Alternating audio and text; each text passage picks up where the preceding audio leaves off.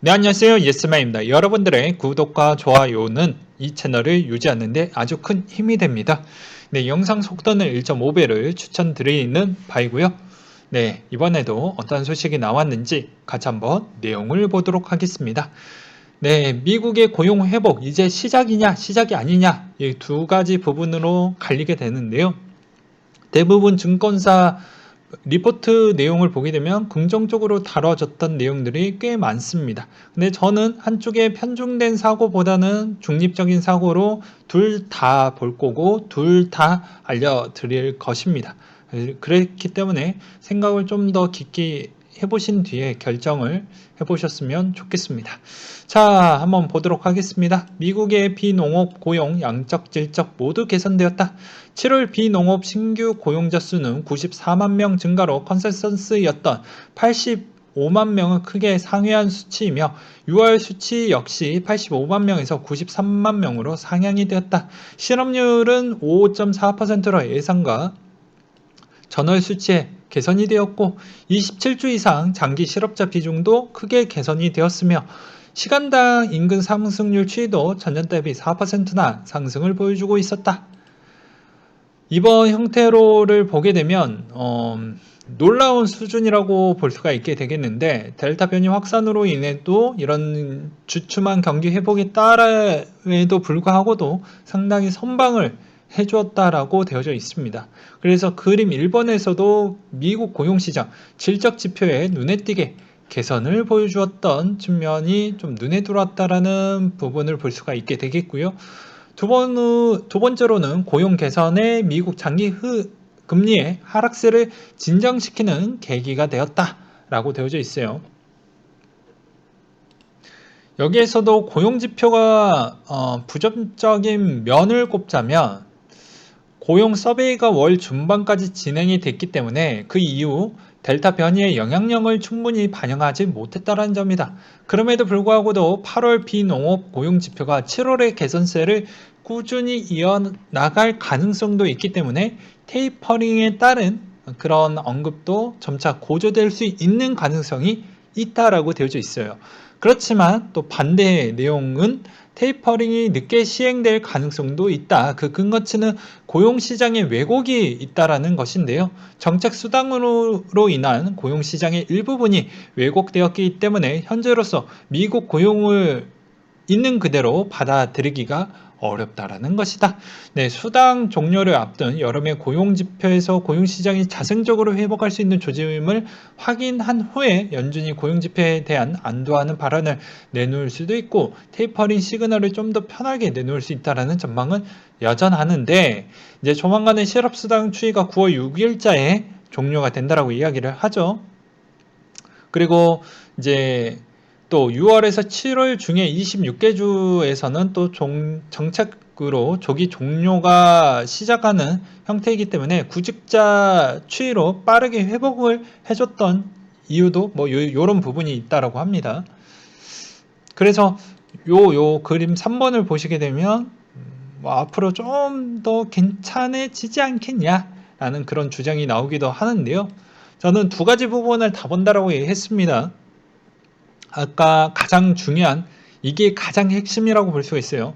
제가 중국에 있죠. 구독자분이 예스맨님 정말 걱정이 많이 됩니다. 중국에 있는데 중국 지금 2차 확산기 때가 이제 이루어지고 있는데 괜찮으신가요? 백신은 맞으셨나요? 그래서 저도 정말 감동받았고 정말 감사하다라는 생각이 좀 들더라고요. 더 열심히 해야 되겠다라는 생각이 들었습니다. 네, 중국의 코로나 시점은 조금씩 늘어나고 있는 실정이고요. 앞으로 이 고비를 어떻게 넘기느냐가 중요할 것 같습니다. 근데 아마 초반부 때 잡지 못하면 여기 옆 동네 인도 있죠? 이쪽이 좀 문제가 될 것 같아요. 인도가 한번 그 골든 타임을 딱 놓치자마자 작살 났거든요. 그러니까 중국도 초반에 잘 방어를 해야 비로소 문제가 되지 않을 것 같은데 그게 쉽지는 않을 것 같습니다. 왜 그러냐면 지금부터 일단은 최대한 타이트하게 관리를 하고 있는 실정인데 또 가까운 시점에 또 추석이라는 게 있죠. 그리고 중국의 또 엄청난 장기 휴무 기간이 그 시점에 맞춰가지고 또 있습니다. 그러니까 웬만하면 한 달에서 두 달 사이에 어떻게 해서든 빠르게 안정화를 가져가야 된다라는 좀 고민 아닌 고민 부분이라고 볼 수가 있게 되겠고요. 또 다른 부분은 동계올림픽이 코앞이죠. 예, 이걸 잡지 못했을 때 엄청난 타격이 올 것으로 보이십니다. 그래서 중국의 추이에 이 내용이 상당히 중요하다라고 볼 수가 있어요. 왜 그러냐면 중국은 해당 공산품의 대략 과반수 이상의 전 세계에서 공급을 해주고 있는 실정입니다. 즉 수출을 해주고 있는 실정이죠. 근데 여기가 제대로 돌아가지 못했을 경우에는 미국 혼자서 회복이 됐다라고 해도 금방 찌그러질 수가 있기 때문입니다. 그 다음으로는 또 여러 가지 측면으로 또 보았을 때 이번 질병 사태가 커지게 되면 나머지에 따른 또 나라들한테 영향을 끼칠 수가 있겠죠. 왜냐? 이게 띄엄띄엄 있는 게 아니잖아요. 다 붙어 있잖아요. 인도가 심해지니까 밑에 있는 이쪽 다 박살났죠. 태국, 뭐 필리핀 이런 쪽 다 박살났습니다. 당연히 이제 내륙 쪽으로 이어졌던 동네들이 천천히 이렇게 확산이 된다라고 뭐 거의 뭐 6월달, 7월달에 그런 이야기를 좀 많이 했죠. 그러니까 지금 형태가 그런 형태로 보시는 게 바람직할 것 같습니다. 그래서 중국이 조금 늦게 발현이 되긴 했는데 앞으로 좀 관심 있게 볼 필요성이 있거니와 이걸로 알 수 있는 대목은 테이퍼링이 올해 안에 있냐 없냐 중요한 관점인 것입니다. 이게 이제 도덕적인 관점으로 볼 거냐 투자적인 관점으로 볼 거냐인데요. 그건 각자 생각을 해보셨으면 좋겠고 저는 그냥 투자적 관점으로 보겠습니다. 뭐 도덕 부분을 껴서 보면 이거 좀 피곤해져요. 네. 저도 인간인지라 도덕적인 부분은 항상 기본 매너적으로 갖고 있습니다. 근데 설명적인 측면에서 그냥 이렇게 이야기를 하는 거예요. 또 오해하실까봐. 일단 확산 추이가 높아지면 테이퍼링은 저 멀리 갈 것입니다. 절대 못하겠죠. 왜냐하면 말할 필요성이 없겠죠. 그래서 오히려 확산세 추이가 꺾이지 않으면 테이퍼링이 넘어가고 비트코인은 한 번 더 시즌이 올라오겠지만 확진자 추이로 인한 이런 올라가는 것은 어떻게 보면은 좀 그렇죠. 예, 그렇다라는 거. 근데 미국이 아직 진행 중입니다. 여기서 끝난 게 아니에요. 이렇게 끝날 것인지 아니면 정말 이렇게 끝날 것인지 아니면 여기서 하나 더 이렇게 크게 마무리를 할 것인지가 중요하는데요. 이제 3차 백신 부분에 대한 언급을 하고 있는 실정입니다. 예. 그렇기 때문에 이 부스터샷이 얘기가 나오고 있는데 이게 잘 먹혀 들어갈지가 저는 일단 물음표이다. 그리고 도쿄 올림픽으로 인해서 3.4배 정도 이번에 뭐 질병 부분에 대한 확산율 추이가 조금 더 급증을 할 것으로 보여진다. 이런 연구 결과도 있습니다. 그 다음으로 한국도 마찬가지죠. 한국도 최근에 심해지고 있습니다. 계속 올라가고 있죠. 그 올라갈 수밖에 없는 부분은 이 옆 동네, 이 옆 동네가 심해지고 있고 이 옆 동네에 옆 동네가 어디죠? 여기는 전멸됐죠. 캄보디아, 태국, 미얀마 이쪽은 다 전멸됐습니다. 그리고 인도 뭐 그냥 다 전멸됐죠. 그러니까 이쪽 동네에 있는 쪽이 여기가 다 내륙 지방이기 때문에 붙어 있죠. 그러니까 당연히 영향을 끼칠 수밖에 없고 또 일본 쪽에서의 다른 또 올림픽을 하고 있는 실정이니까 더 심해질 것으로 저는 보고 있는 부분입니다. 또 알고 있는 내용 하나 더 설명을 드려야 되겠죠. 전 세계 1차 접종률 추이를 또 궁금해 하실 것 같습니다. 그렇겠죠. 일단 1차 접종률 추이는 대략 53% 정도를 진행을 시켰고요. 이 1차 접종을 했던 인구는 23억 명 정도를 했다라고 합니다. 예. 그러니까 지금 한 80억 인구에 가까운데요. 정확하게 하면 76억 인구 정도 돼요. 근데 거의 뭐 그냥 올려서 80억 인구라고 치겠습니다. 보면 23억 인구 정도 했다. 라고 보시면 돼요. 그러니까 실질적으로는 뭐 그냥 다 우수리 다 떼어버리고 보게 되면 4분의 1 정도 접종을 했다라고 볼 수가 있겠죠. 네. 그래서 이런 부분을 좀 보셔라 라는 점. 그렇기 때문에 테이퍼링 부분은 하반기 확진자 추이가 어디 시점에서 2차가 끝날 것이냐가 관건이 된다. 그걸로 인해서 고용률 추이나 정책 부분에 있어서 다시 깨갱하고 갈 것인지 아니면 그대로 갈 것인지인데 지금 감춰진 부분이 꽤 많죠. 그러니 이게 상당히 중요하다. 매우 중요하다라고 설명을 드리는 부분입니다. 네, 그 다음으로 코인에 대한 소식인데요. 경찰이 3반기 코인 범죄 피해 규모가 2조 8천억 원 정도가 되는데 상당량 이상 피해자가 많이 나왔을 것으로 보여지며 구독자 여러분들은 절대적으로 피해를 받으시면 안 됩니다. 그 다음으로 브라이언 블록스가 4개월 만에 사임을 했다라는 트위터를 통해 가지고 그런 내용이 으로 이제 본인의 입장을 밝히기도 했고요. 그 다음으로 또 보게 되면 두나무에서 UDC 2021 연사 구성 프로그램 모두 공개했다고 하는데 여기에서 보게 되면 그렇게 얻을 만한 소식은 별로 없습니다. 네. 그것을 알고 계셨으면 좋겠고 코빗의 오프라인 고객센터 재개장한다라는 내용이 좀 있었습니다. 그 다음으로 트위터 CEO가 인프라법 브로커 정의 법정화폐 암호화폐 환전거래소로 단순히 해야 된다 라는 주장을 내놨는데요. 브로커 정의는 법정화폐 암호화폐로 환전을 제공하는 거래소로 단순화해야 되며 이를 통해 90%를 목표로 달성할 수 있으며 10% 회색지대의 양측의 관계자들은 청문회를 통해 제대로 된 법률을 만들어 해결할 수 있다라고 지적을 하기도 했습니다. 상원에 발의된 인프라 법안은 개발자, 노드 운영자, 채굴자들의 브로커 정의로 과세 범위에 확대한다라는 내용이 또 포함이 되어져 있네요. 그 다음으로 브라질 자산 운영사가 친환경 비트코인 ETF를 출시를 했다라고 하는데요. ETF 비트 H11이라고 되어져 있습니다. 그리고 메시가 이적을 했습니다.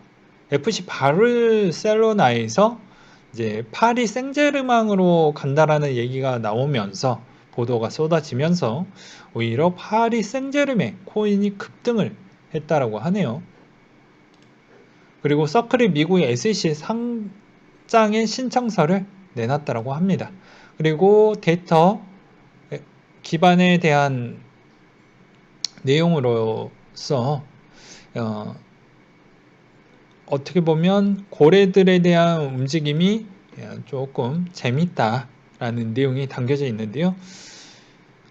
현재 100개에서 1만 개 비트코인 보유 고래들이 현재 923만 개 비트코인을 보유하고 있다라고 되어져 있으며 아직 이익 실현 시그널은 보이지 않는다라고 말하고 있다. 글래스 노드도 비트코인 가격 45,000달러 가까이 상승했음에도 불구하고 장기 홀더들의 매도량은 크게 늘지 않았다라고 해서 2018년도 약세장과는 다른 흐름을 보여주고 있다. 엄청나게 매도를 많이 했다라는 게 여기서 딱 눈에 보입니다. 딱 눈에 보이죠? 장난 아니게 많이 보입니다. 근데 지금은 보게 되면 생각보다 덜하죠. 이때 대비 이때. 정말 시장이 끝났다라고 했으면 엄청나게 많이 거래량이 충분히 여기 대비보다 더 많이 나와야 되는 게 더 정상이겠죠. 근데 아직은 아니다라는 그런 주장이 나오고 있고요. 코인베이스 벤처스에서 올해 상반기 37건 투자를 했다라는 내용이 또 담겨지기도 했습니다. 그리고 네오 마이그레이션 지원을 해주겠다라는 내용이 공식 블로그를 통해 가지고 나왔고요. 그리고 이더리움 네트워크 약 23,536개 이더를 소각 완료했다라는 내용이 나오기도 했습니다. 그 다음으로 거래소 지갑 보유 중 피상송후기인 사망 시에 정육점 노 총각님께서 올려주셨던 엄청 중요한 내용이 나온 게 있었는데요. 피상송후기인 사망 시 계정 보유 여부는 서류를 직접 고객센터에 직접 내방해서 제출하시거나 우편으로 보내주시면 확인할 수가 있다. 라고 해서 가족관계증명서, 신분증, 사망진단서 라고 되어져 있어요. 그래서 내방 상속 여부 부분에 동그라미 X표가 있습니다. 인간증명서 부분 하고 인감 도장, 그리고 이쪽에 또 해당이 되면 신분증 인간증명서 도장 위임장, 그리고 여기에 또 속하게 되면 신분증 가족관계증명서, 사망진단서 부분으로 되어져 있습니다. 이 신분증을 제외한 서류는 발급한 지 3개월 이내에 넘어가면 안 되고요. 피상속인 유언대로 상속하는 경우에는 효력이 있는 유언장을 지참을 해야 된다고 되어져 있습니다. 그리고 상속은 원화 자산이나 디지털 자산의 형태 둘 다 가능하지만 자산은 디지털 자산으로, 원화 자산은 원화 자산으로 상속이 원칙이라고 한다라는 점을 필히 기억을 해두셨으면 좋겠고요. 상속인이 업비트 계정으로 디지털 자산과 원화 자산을 이전해 드리며 상속받을 시 디지털 자산은 업비트 계정으로 이전해 드린다고 합니다. 내방하시기 전에 미리 업비트 계정을 만드시는 게 업무 처리의 속도가 간편해진다라는 점과 상속인이 미성년자일 경우에는 정부 방침상 회원가입이 불가하기 때문에 친권자의 업비트 계정으로 자산을 이전해 준다. 즉 또 친권자를 하기 위해 또 가족관계증명서가 필요하겠죠. 그렇기 때문에 또 이런 부분을 참고하셔야 되는데 개인 지갑이었을 경우에는 노답이죠. 예, 노답입니다. 예. 그 다음으로 마지막 이야기를 좀 해보려고 하는데요. 여직원 주식 실패로 스스로 세상을 떠났습니다. 라고 해서 유튜브 주소 있는데 이 내용 좀 읽어보니까 마음이 좀 아팠어요. 간단한 내용입니다. 이 영상에 또 저작권이 좀 있으니까 간단하게 제가 후기로 정리를 해드리자면 투자했던 경험은 짧고 몰빵을 때렸는데 회복이 빨리 될 줄 알고 기다렸는데 그렇지 않고 이게 또 실패가 되면서 오히려 악순환이 나왔고 해당 주식이 거의 회복하기 불가할 만큼 떨어지다 보니까 극단의 선택을 했다. 이런 내용입니다. 제가 이제 여러분들한테 드리고 싶은 메시지가 많이 있는데요. 저보다 형 누나분들도 있고 저보다 동생이신 분들이 있는데 해당 구독자 층이 가장 낮은 부분을 좀 더 배려적 차원으로 이런 이야기를 해드리려고 하니까 저보다 형 누나분들은 조금 더 너그럽게 이해해 주시면서 이 내용 좀 들어봐 주셨으면 좋겠습니다. 무슨 이야기를 좀 해보려고 하냐, 돈이라는 대가가 있습니다. 예, 돈이라는 대가가 있어요. 그 대가는 여러분이 어떠한 선택을 하느냐에 따라서 달라집니다. 선택의 중요성이겠죠. 네. 이 돈의 대가로 인해서 받을 수 있는 부분이 행복을 주는 부분도 있고요. 여러 가지에 따른 소유를 할 수 있는 기회를 제공을 해 줍니다. 그리고 누군가를 도움을 줄 수 있는 부분도 생기겠죠. 그렇지만 만약에 반대로 보게 되면 잘못된 선택을 했었을 때에 따른 돈의 대가는 어마무시하게 무서운 대가가 치러지게 됩니다. 너가 그만큼 돈을 많이 벌 수 있는 기회도 제공을 해주지만 반대로 잃었을 때에 따른 기회도 상당하다라는 것이죠. 이 말을 꼭 기억을 해두셨으면 좋겠습니다. 즉, 내 생명을 앗아갈 수도 있고요. 극단적으로 보게 되면. 또 다른 부분은 주변에 피해를 많이 주겠죠. 가족이나 친구나 이런 쪽으로요. 예. 그리고 그 다음으로는 이 피해가 이것으로 끝나는 게 아니죠. 여러 가지 측면으로 다발적으로 피해를 줍니다. 그러니 단순하게 투자를 하는 걸 좀 별로 좋아하지 않아요. 예. 그냥 어떻게 보면 유행이다. 요새 투자도 유행이라고 하더라고요. 유행이 내 친구가 저런 투자를 하니까 나도 좀 해야지. 내 친구가 저 게임을 하니까 나도 좀 해야지. 내 직장 동료가 저걸 하니까 나도 해야지. 이런 분위기가 좀 많더라고요. 여러분들은 그 정도는 아니시길 바라겠습니다. 만약에 그런 분이 있다고 하면 저는 이렇게 충고해 주고 싶어요. 당장이라도 제 유튜브 채널에서 구독자를 부분에 취소를 하시고 코인을 안 하셨으면 좋겠습니다. 예, 진심으로요. 저도 어떻게 보면 저한테 손해죠. 제 구독자로 들어오셨는데, 굳이 그렇게 미친놈처럼 그렇게 할 필요가 없죠. 근데 저는, 그게 별로 바람직하지 않는 것 같아요. 그 사람의 인생도 소중하고 그렇기 때문에 그렇게까지 하세요. 이렇게 종교적으로 하고 싶지 않습니다. 네. 만약에 그냥 정말 가볍게 들어왔던 그런 사상으로 만약에 접근하시는 분들은 애초에 마음을 똑바로 잡고 하시던지 아니면 그렇지 않았을 경우에는 제대로 공부를 한다라고 생각을 하시면서 좀 했으면 좋겠어요. 자칫 잘못하면 투자라는 건 꼭 코인이 아니더라도 부동산이나 주식이나 나머지 기타 자산이나 원자재 시장이나 할 거 많거든요. 그런 거에서도 실패를 할 수가 있어요. 그냥 코인만 등락폭이 좀 클 뿐이지 나머지 부분에 접근을 했다라고 해서 진짜 운이 나쁜 친구들은 끝까지 그런 거 있잖아요. 운세 보면 끝까지 돈의 운세, 금전의 운세는 네 인생에 없다라는 그런 운세도 있잖아요. 운세를 꼭 믿으라는 것은 아니지만 그러니까 그렇게 좀 비유를 해 드린다고 하면 내가 여기에서 못했으니까 여기에서는 잘하겠지. 잘할 가능성도 있습니다. 근데 대부분 비슷합니다. 여기에서 못 버티면요. 이 시장이 상당히 제일 난이도가 높은데 여기에서 힘들다. 여기서 견뎌냈던 분은 다른 상품으로 이전해서 그런 투자를 해도 상관은 없어요. 좀 더 잘 하실 것입니다. 근데 여기에서 만약에 못 버텼다. 그럼 주식도 하면 안 돼요. 예. 아셨겠어요? 주식은 좀 덜하지만 비슷해요. 예, 돈 있는 방식은 비슷하다라는 거예요.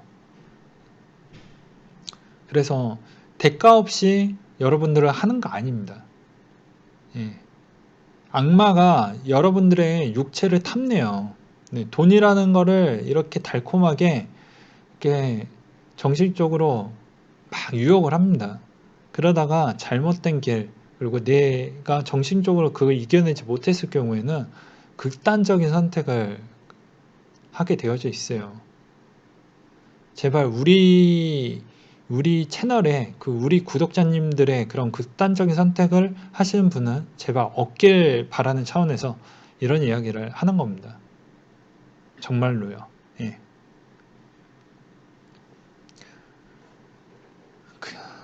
그리고 어떤 교수님이 이런 이야기를 하시더라고요. 네.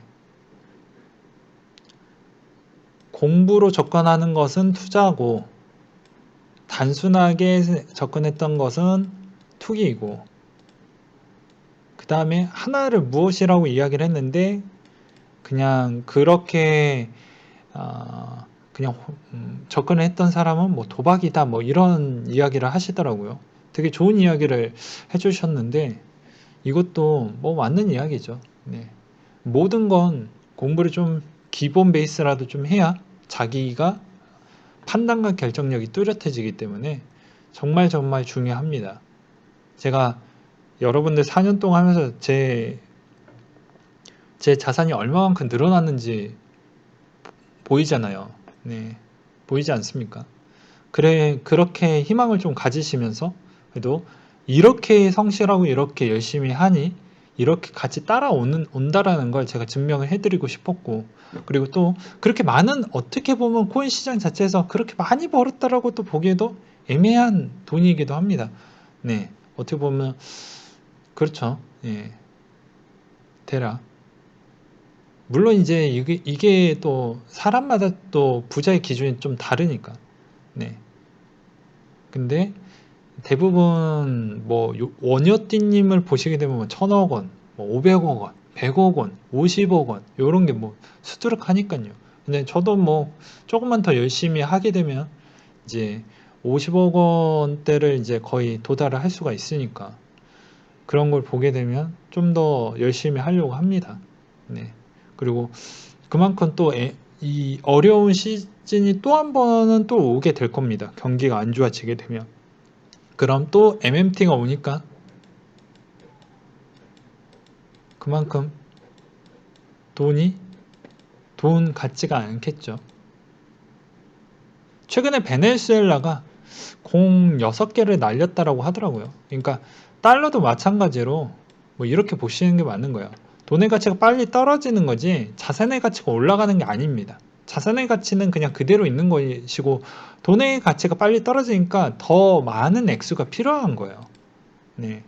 그러다 보니까 오히려 10억 원대 부자들이 더 많이 탄생을 했고 어떻게 보면 50억 원대 또 부자들이 많이 탄생을 했던 배경은 돈의 가치가 커졌기 때문에 액수로 보았을 때는 부자처럼 보여지지만 실제 내가 가치를 더 소유하기 위해서는 많은 비용이 들어가기 때문에 그만큼 그 사람이 진짜로 과거 대비로 보았을 때 그게 찐 부자냐고 보기에는 좀 어렵죠. 좀 더 있어야 되는 겁니다. 그렇기 때문에 오히려 MMT 시장 부분으로 보았을 때는 더 부지런하게 움직일 수밖에 없는 거예요. 어떻게 보면 내 노동에 대한 가치가 떨어진다라는 게 눈에 보이기 때문에 그러니까 여러분들의 월급으로 인해서 알 수 있는 대목이 많잖아요. 뭐 예를 들어서 뭐 집만 보아도 이 돈의 가치가 빨리 떨어졌기 때문에 집값이 높게 보여주는 거예요. 요새 집 너무 비싸다라고 막 이야기를 많이 하죠. 그런 거랑 거의 비슷한 겁니다. 어떻게 보면은. 그러니 내가 실제로 옛날에 이 정도 가치였으면 뭐 집도 살 수 있고 차도 살 수 있고 뭐도 살 수 있고 조금 여유가 있었지만 지금에 있는 10억 가지고 서울 집 하나 사면 아 이거 좀 부족하지. 로또도 뭐 인플레이션이 안 되죠. 로또 같은 경우도 더 이상 뭐 기존하고 비슷하게 금액을 그렇게 해놨으니까 그러니까는 뭐 집 사면 끝났다고 하니까 그만큼 인플레이션 부분이 좀 많은 영향을 끼쳤다. 물론 이제 뭐 부동산 뭐 인플레이션 말고도 다른 영향 때문에 그렇게 많이 올라왔던 건 저도 알고 있지만 그래도 단순하게 이해하기 쉽게 돕고자 그렇게 이야기를 하는 것입니다. 그러니까 여러분들도 여러분들 꿈을 잘 키워 보시되 그만큼 정말 위험한 도전을 할 거면 큰맘 먹고 용기를 잘 내고 내가 만약에 그 해당에 있는 악마의 유혹에 넘어가지 않게끔 플랜 B를 꼭 준비를 하신 다음에 그렇게 도전하시기를 추천을 드리고 그렇지 않을 경우에는 흔들릴 것 같고 가정이 있으신 분들은 웬만하면 안정적으로 하세요.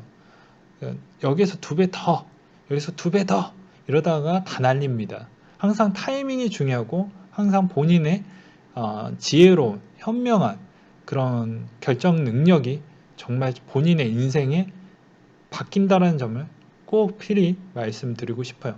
올해 시즌도 곧 이제 몇 개월 안 남았죠. 그걸 어떻게 잘 정리를 하는 사람이 올해 시즌에서 최고가 될 수도 있고요. 그렇지 않을 수도 있는 것입니다. 그나마 이제 이 정도만큼 확진자 추이로 인해서 피해 부분에 대한 규모가 점차 쉽게 가라앉지 않을 것처럼 저는 보여지기 때문에 그나마 올해 테이퍼링은 없다. 나머지 거 테이퍼링은 다 립 서비스이다 라고 봐요. 그리고 하나 더 마지막으로 나머지에는 뭐 이 비트코인 세력이 기관에 있는 세력들이 어차피 단합을 해서 실적이 저조하게 나올 게 뻔히 보이니까 걔네들은 계속 이쁜 이야기밖에 못한다.